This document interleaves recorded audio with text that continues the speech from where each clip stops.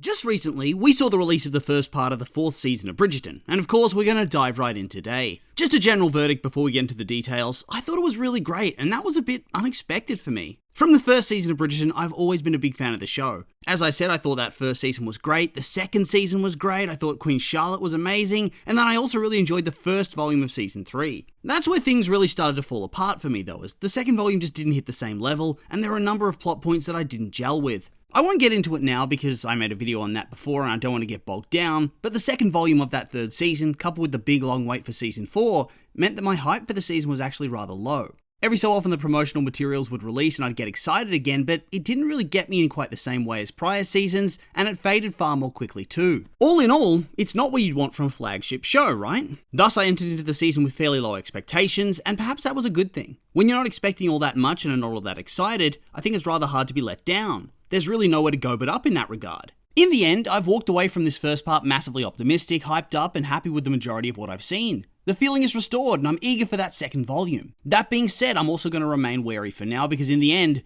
that's how things worked out for me with volume 1 of season 3. I really enjoyed it, only for that second volume to not hit the same level, and I came away massively dissatisfied overall.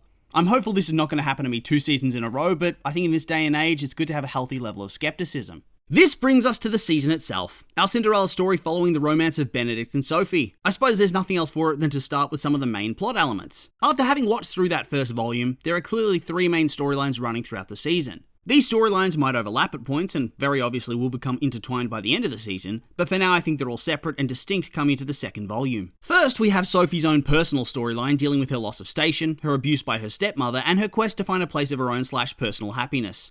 There's also Benedict's personal story of being a hedonist who lives his life on his own terms, only to find meaning and purpose in his quest for love. Finally, there's the love story of the 2 characters that simmers along from their first meeting as Benedict and Sophie, and changes both of their characters along the way. I suppose we can start off with Sophie. When we meet her, she's an overworked maid who serves her stepmother and stepsisters and is treated like absolute shit. While she has a lot of love for the younger of the 2 stepsisters who treats her very kindly, she's obviously antagonized regularly by the elder and by her stepmother. After the death of her father, she's forced to work hard simply for room and board, and I'm pretty sure they say that she doesn't get paid for any of this, right? In order to have one night where she can experience what life would be like as a proper member of the family, she sneaks off to the first ball of the season, which is where she meets Benedict. He's very quickly enraptured by her earnest excitement for society life, and they go outside so he can teach her to dance. They very obviously vibe, and when midnight strikes, she flees, but not before giving him a kiss.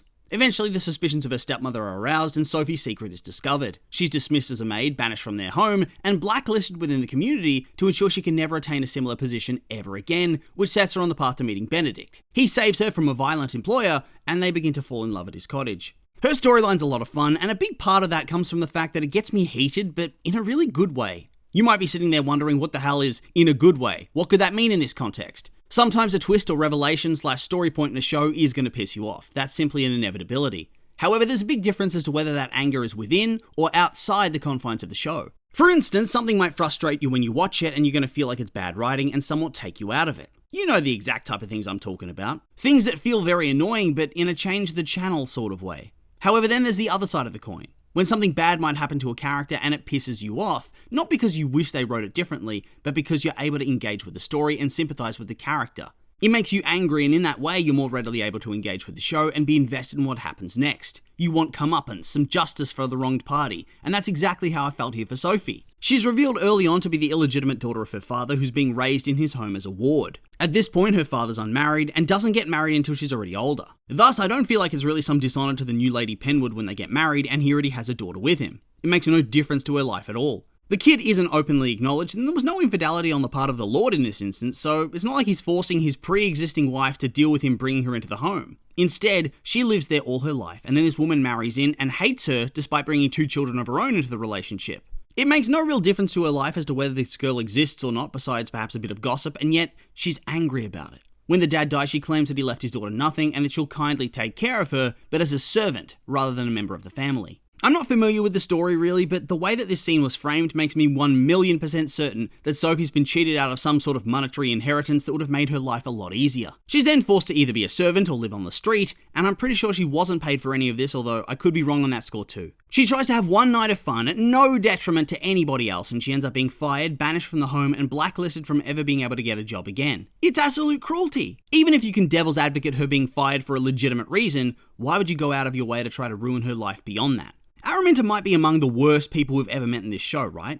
A step below the likes of Lord Danbury and the OG Duke of Hastings, but only a step, I think. So now I'm completely invested in Sophie's life, and beyond the romance, I want justice for this girl. Some punishment for her wicked stepmother and some proof that her dad did love her enough to leave her something. The way this is done is so perfect and gets you behind her as a character so quickly by making her extremely sympathetic. And also showcasing how strong she is after each challenge because she simply keeps getting back up and keeps on going. Another element I enjoyed from her story is simply going downstairs and seeing more of the working life of the servants. It's not something you usually get to see because even the lesser levels of the ton, like Kate from season 2, are miles ahead of the day-to-day workers in terms of fortune and status. Even Mondrich was only at this level for a single season before getting the money from the fight, which allowed him to open his club in season 2. Here, we're mixing it up with the real world a lot more, and it's engaging and interesting to see their perspectives. I think that my favourite was the old married couple working for Benedict, particularly the perspective of the old woman. She clearly has a lot of love for Benedict, but at the same time, she has the wisdom and life experience to know that pretty young maids can find themselves exploited and victimised, and so she steps in to try to ensure that hasn't happened.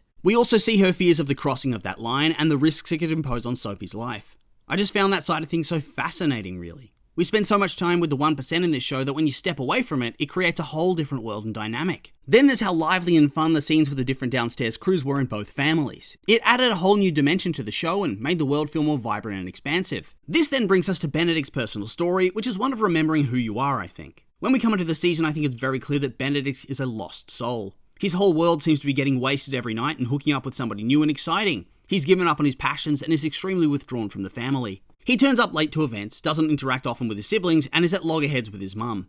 Yes, he seems to enjoy his life, but to me, it seems like a bit of a front, and he's simply filling the void. He's also forced to step into the place of Anthony, who's still in India, and make decisions for the estate, which is another thing he clearly doesn't enjoy and is ill-suited for.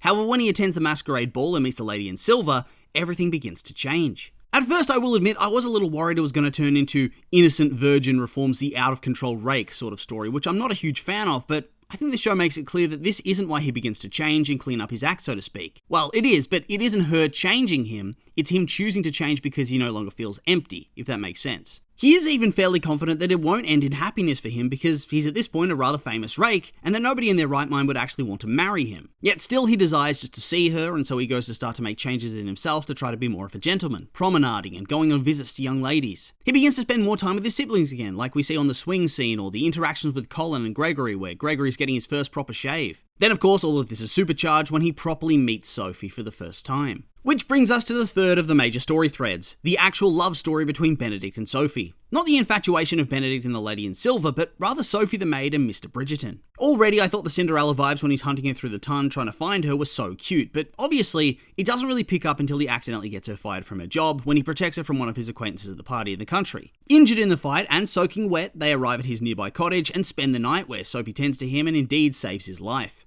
Eventually his servants, who'd been out at that point, return home, and Sophie, for the first time in many years, is treated as a high society guest. Here their dynamic is extremely cute, and there isn't a better way to describe it really. Lots of long stares and awkward conversations/encounters. Benedict watches her out the window and sees her just being her and becomes both amused and enamored. He lets her have fun and cut loose for the first time in years when flying the kite, or him taking up painting again and finding his passion on her suggestion and encouragement. It's a very beautiful give and take sort of thing, and once again, it's not a bad boy, good girl scenario, but more two hurt people trying to find joy together. What I liked best was that it felt like a slow burn. It wasn't some super blazing inferno type of storyline, and they slowly build up that attraction until for both of them, it is utterly undeniable. They aren't instantly going at it, and hell, they aren't even instantly getting up in each other's business with the extreme closeness either. It builds slowly because Benedict's searching for his lady in silver, and Sophie thinks that the woman he wants to find isn't real. It's not truly her. He wants the woman who attended a high society event, not the serving girl. All of this bubbles along until their connection can't be stopped, and even then, they hold off until they quite literally can't anymore.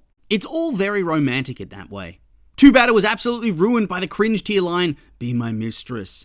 Is that what happens in the books for real? If so, yikes. It is one of the least sexy things this dude could have said in the scene, and the delivery did nothing for me either. Yes, we as the audience are already conditioned to think that being a mistress is not the path to happiness by this point. We know that Antony's mistress Sienna couldn't handle it, but even then, that's not really the same context as this, and it didn't have the same power dynamics at play. I mean, Benedict is not only a member of the family for whom Sophie works, but he's legitimately the reason she has the job to begin with. We also hear from Mondrich and Colin, both of whom have more idealized relationships within the story, that it doesn't seem right to them, Plus, we know of the life of Sophie's mother, and how being a mistress meant that in the end, her daughter had no security after the death of her father. Thus, we as the audience are meant to think that it's a selfish position from Benedict to begin with, and yeah, to me it just had an extra slimy quality from the delivery itself and the word choices. At least dance around it or something. Would you want to be proposed to in this context, or asked out, I guess? I would say that most people would find it utterly unromantic, and thus would think it means that he only wants one thing from you. It's dodgy, utterly greasy, and ultimately, I think they should have written it in a completely different way. You don't want your lead romantic protagonist seemingly asking his future wife to be his live-in bang-maid. Come on now, how do you come back from that? Clearly they will, but it's just weird to me. So the majority of the main story really works, but it does feel rather tainted at the moment too. They're gonna have to work hard for me to view Benedict in the same light after this. Hell, it's not only because I find it grubby, but I also just find it really pathetic in the way he went about it. It's weird. However, the main story is just one element of the season. There's far more at play that we can discuss as well. As usual, I thought the music was excellent, as was the setting, the houses, the landscapes, and the costumes. I will admit I'm not most discerning of viewers when it comes to the costumes though. I often see these big posts and videos about how this dress is accurate or this dress is inaccurate, and no disrespect to the people that are invested in that sort of thing, but I'm just an extreme casual in that regard, and thus I'm pretty easy to please. Which in turn brings us to the minor storylines, right? We'll start with a sad elephant in the room. No Anthony or Kate at all, and seems they're staying in India long term, and Benedict's taken charge of the Bridgerton estate in the meantime. It's a bit sad as I love the characters and Anthony had such a great arc, but it is what it is. At least they still merit a mention, I suppose. Has Daphne ever been spoken about since the second season at all? I think one of my big problems with season 3 was that it felt like the family was constricting and there was overall less connection, and even without Anthony here, I did like that this season made them feel a bit more like a proper family again. There are just a lot of fun moments and interactions. Francesca having girl talk with Penelope, Violet entering stern mum mode with Pen when she needs information from Lady Whistledown, Hyacinth and Eloise having interactions, the family laughing at Gregory's attempt at facial hair and his brothers being present when he's getting his first shave, which devolves into a shaving cream war. Benedict and Eloise sitting back on their swing and talking again. Eloise and Pen talking to Benedict about how he's a rake, and that he shouldn't be surprised if the lady in silver isn't keen to be found. It's these smaller elements that make the world really come alive and makes the story all the richer. As for the individual storylines playing out, I like that there were a number of them, but that they didn't take away from the main plot in a significant way. I know these romance storylines hone in on one pairing above all else, but if you solely focus on them, I think it massively weakens the story and the writing. Conversely, you want enough of your main couple too so you can get invested in it, and I think the season struck that balance well. You get a lot of screen time for your leads, but the side characters don't get left in the dust and have compelling storylines too that make a lot of sense and feel like they're building somewhere. Probably my favourite was Violet and Marcus getting ready to start a relationship properly. It was adorable in every respect to me, and good God, that man is built! We got the obligatory butt cheek shot in this storyline too. Seeing Violet all nervous and unsure was adorable and really opened up a new side of her character, and I really like that they just made this man so sweet and unproblematic. He's completely happy with having a chaste love with her as long as he can be in her presence. It's adorable! Eloise had a compelling storyline too that felt like it's building to her own romance as well. They're finally planting those seeds, so to speak. She declares early on in the season that she's a spinster, and she has put herself on the shelf. Despite starting to engage more with the Tonnan girls her age, she still has no interest in marriage and has a superior air about it in a lot of ways. However, because of this, she finds herself increasingly on the outside and unable to relate. We see this in the scene where she clearly feels left out of the conversation with Penelope and Francesca where they discuss married life in the bedroom, or when Hyacinth calls her out for being self-interested and not engaging with her at all. I think it's clear that she's going to have some realizations and self-growth that will in turn eventually lead her into her season. Speaking of which, I did enjoy that Hyacinth got some moments in this first volume too, and I'm interested to see where it goes in the second part. It was a bit sad that Colin only got a few scenes and no real story at all though. I feel like they could have had him be a bit more involved with Benedict's story maybe, help him on his initial quest like Violet did. After all, Violet already has her own storyline and this would have kept Colin in the mix a bit more. He's been very forgettable so far. The only thing I can really recall is carriage sex before he gets his ice cream with Pen, John and Fran. I think they could have done more with him and not taken away from the main story. Maybe part 2 will have that, maybe not. However, I did think they did a decent job with Pen's whole arc of feeling more exposed now that she's Lady Whistledown, and she still felt relevant enough despite not having much of an ongoing storyline. I am curious as to how they find more for her to do though, as I do think that Lady Whistledown's framework is a truly integral part of the story. They did well with the first volume, but does that have the legs to last into volume 2? Time will tell. I was a bit sad to see that Lady Danbury seems to be on the way out of the show as a main cast member if this storyline is what I think it is though. Her storylines and interactions with the Queen have always been a lot of fun and I'll miss that dynamic immensely, as well as Lady Danbury appearing in various different love stories as a guardian angel figure guiding things along. These scenes this time around felt very melancholy in that way, but also really beautiful too, especially the one where Brimsley pleads with her to make peace with the Queen. I suppose as something seems like it's about to end, you can appreciate it even more in that way. The jury is still out for me as to whether Mrs. Mondrian, the Queen, is going to be able to have that same sort of vibe though. I think it's going to be hard to replicate, but I suppose this does justify them continuing to have a larger role in the story. Or at least Mrs. Mondrian, because Mr. Mondrian is with Colin in this volume doing absolutely nothing. They felt like a minor piece of the story here, and I do think it works better that way. Finally, there was a very minor servants' war, or whatever they were calling it, which kicks off after Sophie's fired from her job, and Lady Penwood's forced to hire numerous maids to replace her because she did so much for the family. I do have to wonder where this storyline's going as well. We've seen the Featherington housekeeper jump ship after she was not financially compensated properly after years of hard work and loyalty to the family. She goes to work for Lady Penwood, and I wonder if that's going to come into play as well. I mean, surely it will, otherwise why would they show it, you know? Perhaps she's going to become an inside woman for Lady Whistledown? After all, I do think that family is going to get torn to shreds in the newsletter when it all comes out, because I am certain that she stole Sophie's inheritance, and with Violet having that scene where she seems to be a bit of a mama bear, and Pen being more than willing to verbally destroy people she dislikes or she perceives to be horrible, I have no doubt that a double serving is in the cards for Lady Penwood. A Violet verbal beatdown, and an execution by Lady Whistledown. It's what she deserves after all. Really, I think the vast majority of the story points have been positive, and the only one I hated to watch for the most part was Fran and John. And look, I have no care for the books, and I do not give a single shit that Michael has become Michaela, and that's going to be a sapphic love story. Bring it on. That being said, I just feel increasingly sad watching this. In Season 3, at first, it felt like it was just going to be a quiet love story. Not a huge, all-consuming, burning romance, but a happy and mild one. And there's nothing wrong with that, as it validates all types of romantic connections in that way. However, at the end of the season, it felt like she did have that butterflies moment when she met her husband's cousin. Instantly, I thought, oopsie, but I figured that perhaps they'd grow into the marriage and build something nice. However, the longer we go along, the more I'm becoming certain that while she does love John, it's not in a romantic or a sexual way. I am pretty sure she's just gay. Look, I could be wrong, but that's how I'm interpreting her storyline. She's still flustered by the cousin, and unlike all the other burning love couples, she's just not feeling it, you know? Immediately, it frames this as desperately sad for me. Divorce wasn't much of a thing back then, and so now they're shackled together forever. Her with somebody she loves, but not in that way, whilst he thinks that they do have that love. He's probably gonna die thinking that, which is depressing as all hell. So that's already the status quo, but then they have to inject the cannot make his wife orgasm storyline into things, and it's just, why? Why do this? Poor bastard. I would have much preferred that Michaela turns up and she and Francesca vibe, but both feel guilty and they pull away, whilst John is an extreme background character who we don't care all that much about. Instead, they keep showing this dude trying his best and failing, and it's depressing, because you know he'll eventually die, and she's going to be so much happier with him dead and her with Michaela than she ever could have been before. If you wanted to write it this way, why would you make us like this man? I'm not even saying that you have to make him unlikable, just don't feature him all that much because it prevents you from caring about him in that same way. Either that or just make her genuinely love him, and then when he dies, she can genuinely love Michaela. You know? Happens a lot. I just think the way they've done it does a disservice to all the characters and weakens the story being told. All in all, it's a good first part that's left me eager to see what's next. I'm hopeful for Season 2, but also wary, and there were some issues in this first part, and perhaps more could rear their ugly head going forward. Regardless, I'm choosing to be optimistic, and I'm really excited for the conclusion.